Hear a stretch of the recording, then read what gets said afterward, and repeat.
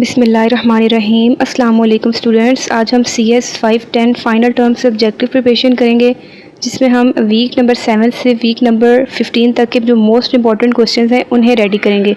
तो आपने वीडियो को फुल वॉच करना है। अगर आपने हैंडआउट्स को बिल्कुल रेडी नहीं किया तो आप ये वीक वाइज जो क्वेश्चंस हैं इनको अच्छे से प्रिपेयर कर लें, ठीक है। Week number 7 use case modelling. Question number 1, what is use case diagram and what does it describe. तो यूज़ केस डायग्राम क्या होती है, इसमें क्या होता है, टास्क डिस्क्राइब किया जाता है कि कौन सा जो टास्क है ना वो सिस्टम ने परफॉर्म करना है, और इसमें सिस्टम की जो इसको शो किया जाता है कि कौन सा जो सिस्टम है ना वो यूज़ किया जा रहा है इसमें, या कौन यूज़ करेगा इसको, और which user interact which use case, और कौन सा जो यूज़र है वो कौन से यूज़ केस के साथ इंटरेक्शन करेगा, और इसमें क्या होता है, represent a subset of all over system functionality, ठीक है। क्वेश्चन नंबर 2 है, कंपोनेंट्स बताने हैं यूज़ केस डायग्राम के। तो इसके जो मेन कंपोनेंट्स हैं, फर्स्ट होता है use case, then actor and then association, ठीक है। तो यूज़ केस क्या करता है, ये सबसेट होता है ओवरऑल सिस्टम फंक्शनैलिटी, ठीक है, ये इस चीज़ को होल्ड करता है। एक्टर के पास क्या होता है, एनीवन या फिर anything that needs to interact with the system to exchange information, और एसोसिएशन किसके तौर पे काम करता है, इंटरेक्ट करता है यूज़ केस के साथ, ठीक है। जैसे यहाँ पे हम देख लेते हैं कि ये एक एक्टर है, ठीक है। ये हमारे पास एक एक्टर है, और आगे जो ओवल शेप्स होती हैं ना वो हमारे पास क्या होती हैं, वो यूज़ केसेस होती हैं। ये एक बार आप हैंडआउट्स पे चेक कर लें if I am not wrong. Question number 3, what is the relationship difference between x tends and includes relationship in use case diagram. अब यूज़ केस डायग्राम में ना एक्सटेंड और इंक्लूड का ये यूज़ होता है, ठीक है। तो एक्सटेंड और इंक्लूड का क्या काम होता है, एक्सटेंड में क्या होता है, जनरलाइजेशन रिलेशनशिप है। Extended use case continue the behavior of both use cases, और इसमें क्या होता है, यूज़ की जाती है when a use case is similar to another one but does a little bit more, ठीक है। ये इसका बहुत इंपॉर्टेंट पॉइंट ये हो गया। इसमें और क्या होता है, exceptional behaviour is placed somewhere, ठीक है। और इंक्लूड क्या होता है, इंक्लूड वो होता है जो मस्ट होता है, ठीक है। ये भी जनरलाइजेशन रिलेशनशिप है। Include the behavior of another use case, और इसके अलावा यूज़ किया जाता है when same behaviour is common across many use cases and common behaviour is separated into another use case, ठीक है। क्वेश्चन नंबर 4 है, 4 मेजर स्टेप्स बताने हैं making a use case modelling. तो कौन से स्टेप्स को फॉलो किया जाता है, identify business actors, identify business use cases, construct use case model diagram and document business requirements, use case narratives. Question number 5, how should actors and use cases be named in use case modeling? Actors को क्या कहा जाता है, actors should be named with noun or noun phrase, ठीक है, like person, place, thing, event, और use cases should be named with a verb, ठीक है, जो काम होंगे, phrase specifying the goal of actor, like verb place order, ठीक है। Week number 8, state machines. What are state machines and why are they used. State machines क्या provide करती हैं, कंसाइज, कंप्लीट और unambiguous representation of states of an object और system. Events और objects relate करते हैं। नंबर 3 में क्या है, कम्प्लेक्स स्टेट चेंजेस डिस्क्राइब करने के लिए यूज़ की जाती हैं। स्टेट चेंजेस क्या होती हैं, डिफ़िकल्ट होती हैं उनको डॉक्यूमेंट करना, और ये प्रिवेंट क्या करती है, ओवरलुकिंग प्रिमिटेड स्टेट चेंजेस को, और प्रिवेंट किस में करने में मदद देती है, डिसअलाउड स्टेट चेंजेस, ठीक है। Question number 7, how is state denoted in a state machine diagram. तो स्टेट को किस तरह डिनोट किया जाता है, राउंड कॉर्नर्ड रेक्टेंगल से, और जो नेम होता है ना स्टेट का वो उसके अंदर लिखा जाता है। Initial state represented by a state machine. तो जो इनिशियल स्टेट है उसको फील्ड ब्लैक सर्कल से डिनोट किया जाता है, और इसको नेम के साथ लेबल किया जाता है। What is triggered in context of state machine. Trigger क्या होता है, ट्रिगर क्या होता है, ये ट्रांजिशन की कॉज होती है। इसके अंदर signal, event, change in condition और पैसेज ऑफ टाइम ये हो सकता है। नेस्टेड स्टेट डायग्राम क्या होती है, नेस्टेड डायग्राम और रिलेशनशिप की एक फॉर्म है। एक्टिविटी को हाई लेवल पर डिस्क्राइब करता है। नीचे का लेवल पर डिटेल्स ऐड करके एक्सपेंड किया जा सकता है और कॉम्प्लेक्स सिस्टम्स को कंसाइज तरीके से डिस्क्राइब कर सकता है। Question number 11, concept of aggregation in state modelling. Aggregation का क्या मतलब है? एग्रीगेशन कहते हैं कंकरेंसी को, ठीक है, यानी ओवरऑल जो स्टेट है ना एग्रीगेट ऑब्जेक्ट की, वो क्या है? कम्बिनेशन है स्टेट्स ऑफ सब ऑब्जेक्ट्स की, ठीक है। Week number 9, goal oriented RE and NFR framework. तो फर्स्ट हमारे पास क्वेश्चन है इसका, what is goal oriented requirements engineering. तो इसका स्टैंड आपने अच्छे से याद रखना है। तो ये क्या है? Concern with acquisition, modelling and analysis of stakeholders process, used to derive functional and non functional requirements, focus on why instead of what. Question number 13, difference between goal and requirement. Goal is higher level than requirements and more stable than corresponding requirements. Requirement क्या है? Particular way of achieving a goal. Question number 14, what is goal used in required? Why is goal used in requirement gathering? क्यों use किया जाता है? इसके ये सारे points हैं, आपने खुद इसके नेम पढ़ लेने हैं, ठीक है। नेक्स्ट है सॉफ्ट गोल इन NFR फ्रेमवर्क। तो ये क्या है? A goal that does not have clear cut criteria for its satisfaction. Second में है ये पार्शियली सेटिस्फाई हो सकता है, और गोल्स को रिप्रेजेंट किया जाता है जो किससे कंसर्न होते हैं? NFRs ऑफ सिस्टम से, और ये इल डिफाइंड या high level objective stakeholders को उन्हें रिप्रेजेंट करता है। सॉफ्ट गोल इंडिपेंडेंसी ग्राफ में कौन कौन सी चीज़ें आती हैं? मेन मॉडलिंग टूल है जो प्रोवाइड कौन करता है? NFR framework. सॉफ्ट गोल्स को ग्राफिकली रिप्रेजेंटेशन करता है। सॉफ्ट गोल रिफाइनमेंट्स को रिप्रेजेंट करेगा, और किस चीज़ को रिप्रेजेंट करता है? Soft goal contribution, soft goal operationalizations and claims, ठीक है। इसमें हर क्वेश्चंस को पॉइंट की फॉर्म में लिखा हुआ है वीक वाइज, तो आपको जैसे इजी लगे आप पैराग्राफ में लिखें, पॉइंट्स में लिखें, या थोड़ी वर्डिंग मॉडिफाई कर लें, ठीक है। इट्स अप टू यू, बस आंसर ठीक होना चाहिए आपका पेपर्स के पॉइंट ऑफ व्यू से। Question number 17, what are the framework activities in NFR framework. तो इसमें क्या है? ये क्या करता है? कैप्चर करता है NFRs for domain of interest, decompose करता है NFRs को, आइडेंटिफाई करता है possible NFR, dealing with ambiguities, trade off, supporting decision with design rational, evaluating impact of decisions, ठीक है। तो स्टूडेंट्स, अगर आपको पेड फाइल्स चाहिए फाइनल टर्म्स की, तो आप उसके लिए मुझे चैनल पे डिस्क्रिप्शन पे ईमेल गिवन है, अटैच की हुई है, तो वहाँ पे आप मुझे ईमेल कर सकते हैं, ठीक है। Question number 18, what are the types of soft goals in NFR framework. तो टाइप्स कौन कौन सी हैं? NFR soft goals, operationalization soft goals, claim soft goal. NR में क्या होता है? ये नॉन फंक्शनल रिक्वायरमेंट्स उनको रिप्रेजेंट करती है। ऑपरेशनलाइजेशन में मॉडल ओवर टेक्निक्स, और क्लेम सॉफ्ट गोल्स में रिकॉर्ड डिज़ाइन रैशनल होता है, जिसमें सॉफ्ट गोल रिफाइनमेंट्स, प्रायोरिटाइजेशंस और कंट्रीब्यूशंस, ये सब चीज़ें होती हैं, ठीक है।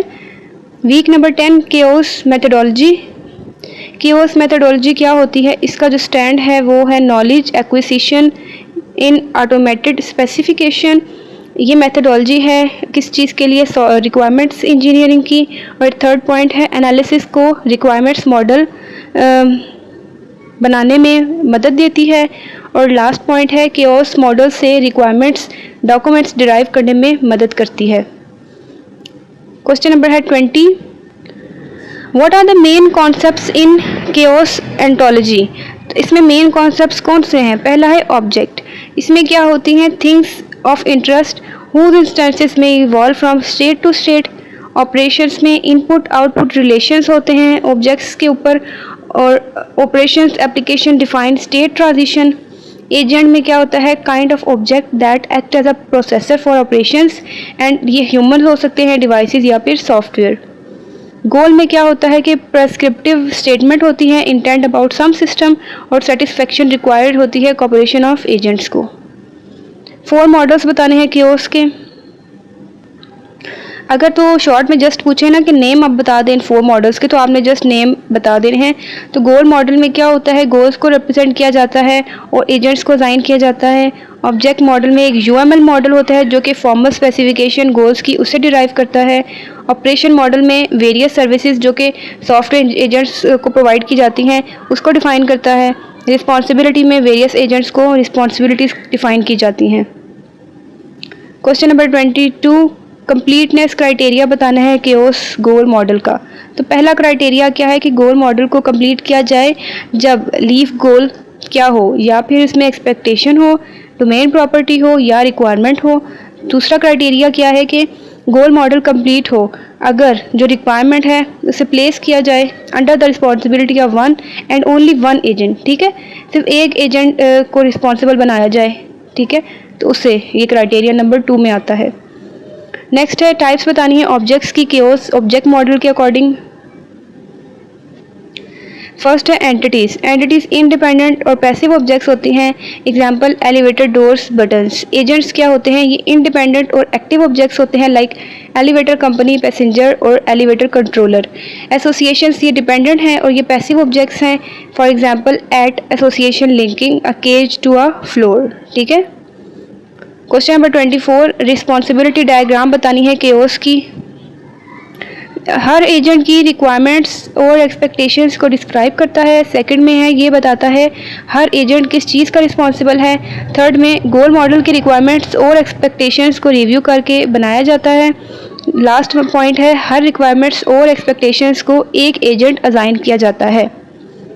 क्वेश्चन नंबर है 25, what does an operation model in KAOS describe.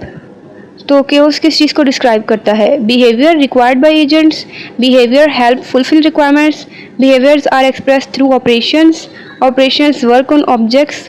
Operations कौन से हो सकते हैं, create objects, trigger about state transitions, activate other operations.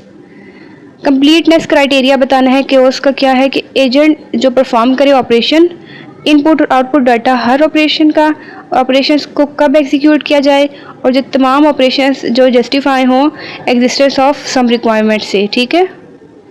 Week 11, requirement change management agile. तो इसमें क्या है, फर्स्ट क्वेश्चन है रीज़न बतानी है requirement changes during software development. तो क्या होता है, lack of domain knowledge, inconsistent requirements, change in organisation, change in customer prioritisation, ठीक है, सारी आपने देख लेनी है। अगाइल मैनिफेस्टो क्या होता है, अगाइल इसमें agile prefer individuals capabilities and expertise and their interaction rather than tools, techniques and process, ठीक है। ये कैपेबिलिटी, ये जो है ना, इंडिविजुअल्स की कैपेबिलिटीज़ और एक्सपर्टीज़ को जज करता है, उसको प्रेफर करता है। लाइक इसमें टूल्स, टेक्निक्स और प्रोसेसेस को ये प्रेफर नहीं करता, ठीक है। और सेकंड में क्या है कि ये कंसंट्रेट करता है वर्क एप्लीकेशन में, ना कि जो लार्ज डॉक्यूमेंटेशन होते हैं उनकी फॉर्मेलिटी को, उसको ये कंसंट्रेट नहीं करता।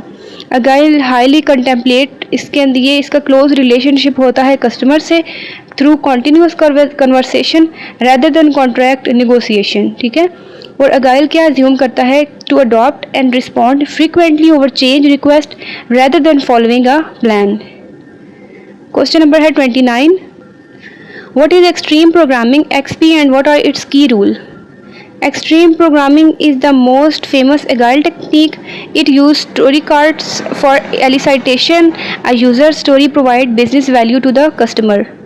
और की रूल्स आप ये देख लें, ठीक है, ये सारे की रूल्स इसके अंदर शामिल हैं। स्क्रम क्या होता है, स्क्रम एक अनदर पॉपुलर एगाइल टेक्नोलॉजी है जो कि सॉफ्टवेयर को डेवलप और मैनेज करने के लिए यूज़ की जाती है। ये आइटरेटिव और इंक्रीमेंटल डेवलपमेंट है, यानी इसमें लूप चलती है, लूप के लिए यूज़ की जाती है और छोटे छोटे पार्ट्स में काम को डिवाइड करने के लिए। इसके अंदर कौन कौन सी चीज़ें हैं, स्प्रिंट्स हैं, डेली स्टैंड अप मीटिंग्स, या आपने पॉइंट्स खुद पढ़ लेने हैं। स्ट्रेंथ और वीकनेस बतानी है एगाइल अप्रोचेस की। स्ट्रेंथ और वीकनेस, और ऐसे भी कह सकते हैं बेनिफिट्स और इसके डिसएडवांटेजेस, ठीक है, प्रोज एंड कॉन्स ये भी कह सकते हैं। स्ट्रेंथ में देख लें आप, अब इसको खुद रीड आउट कर लें, और इसकी वीकनेसेस कौन सी हैं ये आपने एनी 5 अच्छे से याद कर लें, ठीक है। लाइफ साइकिल बतानी है चेंज मैनेजमेंट इन एगाइल। तो स्टार्ट में क्या होता है, team take the highest priority requirement. Second में क्या है, रिक्वायरमेंट क्या होनी चाहिए, कंप्लीट होनी चाहिए स्पेसिफिक आइट्रेशन पीरियड में, और इसमें नेसेसरी प्लानिंग, डॉक्यूमेंटेशन और मॉडलिंग को किया जाता है। मिडल में क्या आता है कि डेवलपमेंट के दौरान टीम क्या करती है, वो हेल्प लेती है कस्टमर से, और टीम क्या करती है, ये हेल्प लेती है रेलिवेंट स्टेक होल्डर से भी, और हेल्प क्या होती है in better understanding of the requirements. और एंड वाले प्रोसीजर में क्या होता है, वर्किंग प्रोडक्ट को डिप्लॉय किया जाता है, किया जा सकता है, फीडबैक एंड यूज़र से लिया जाता है और एक्सेप्टेंस टेस्टिंग को परफॉर्म किया जाता है ताकि क्वालिटी को इंश्योर किया जा सके। वीक नंबर है 12, requirement change management process. First question है इसका, रिक्वायरमेंट चेंज मैनेजमेंट प्रोसेस क्या होता है। इसके अंदर ये सारे प्रोसेस इन्वॉल्व हैं, ठीक है। ये सारे आपने इसके जो नेम हैं वो अच्छे से याद कर लेने हैं। फ्रीजिंग द रिक्वायरमेंट का क्या मतलब है अगाइल में।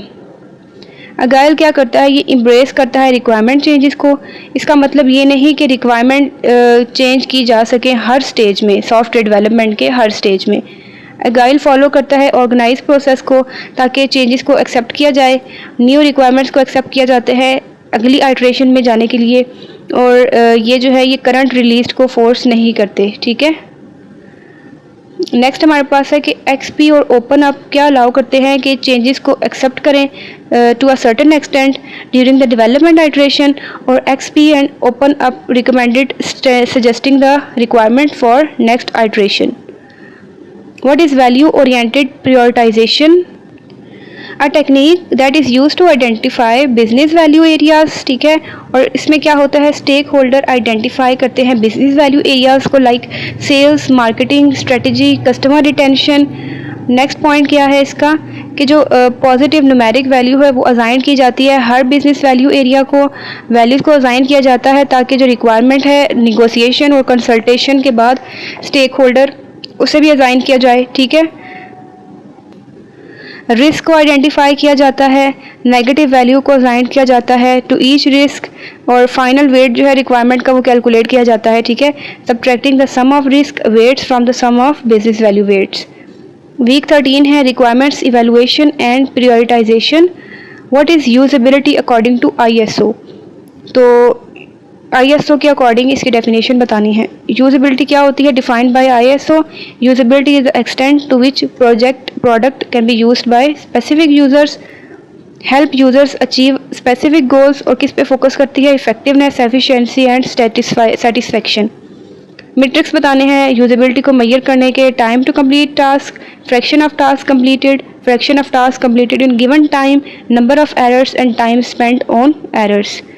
यूजेबिलिटी इवैल्यूएशन मेथड बताने हैं कौन से हैं, testing, inspection, inquiry. Question number 39, why, what, where and when to evaluate usability. तो वाई में क्या है, to check that users can use the product and to check that users like the product. What में है, conceptual model, early prototypes of new system and later more complete prototypes. Where में क्या होता है, natural settings और laboratory settings. When में है throughout design, and second is finished products can be evaluated to collect information for new products. Week 14 requirement traceability. तो इसकी definition क्या है, requirement traceability is the ability to describe and follow the life of requirement. It can be traced in both forward and backward direction. और trace की requirements क्या हैं, from their source through their design and implementation to testing and maintenance. Why is requirements traceability needed? इसकी ज़रूरत क्यों हुई। Finding missing requirements, finding unnecessary requirements, certification, changing impact, maintenance and project tracking. Classifications बतानी है requirement traceability। अगर just name आपसे पूछें short में तो आपने जस्ट इसके नेम बता देने हैं, अगर लॉन्ग में आएगा तो आपने ये फुल लिख लेना है।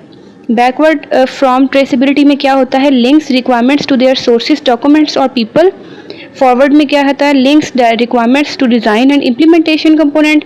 बैकवर्ड टू ट्रेसिबिलिटी में link design and implementation components back to requirements. Forward to traceability में link requirements back to their sources. Question number 43, what are the categories of requirements traceability. तो कैटेगरीज कौन सी हैं, मैं जस्ट नेम यहाँ से read out कर लेती हूँ, आपने इनकी डिटेल्स खुद पढ़ लेनी है। Requirement sources traceability, requirements directional traceability, requirements traceability, ठीक है, रिक्वायरमेंट्स आर्किटेक्चर, रिक्वायरमेंट्स डिज़ाइन और रिक्वायरमेंट्स इंटरफेस। ट्रेसिबिलिटी मैट्रिक्स क्या होती है, इसमें ये डॉक्यूमेंट है, इसमें 2 बेसलाइन डॉक्यूमेंट को रिलेट होते हैं। मैन्यू टू मैन्यू रिलेशनशिप की रिक्वायरमेंट है, कंप्लीटनेस रिलेशनशिप की वो चेक करती है, रिक्वायरमेंट ट्रैकिंग होती है और करंट प्रोजेक्ट रिक्वायरमेंट्स को इंश्योर किया जाता है।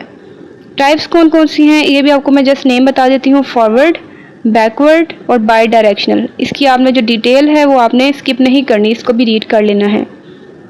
एडवांटेजेस क्या हैं रिक्वायरमेंट ट्रेसेबिलिटी के, confirm 100% test, highlight missing requirement, highlights document inconsistencies, ठीक है।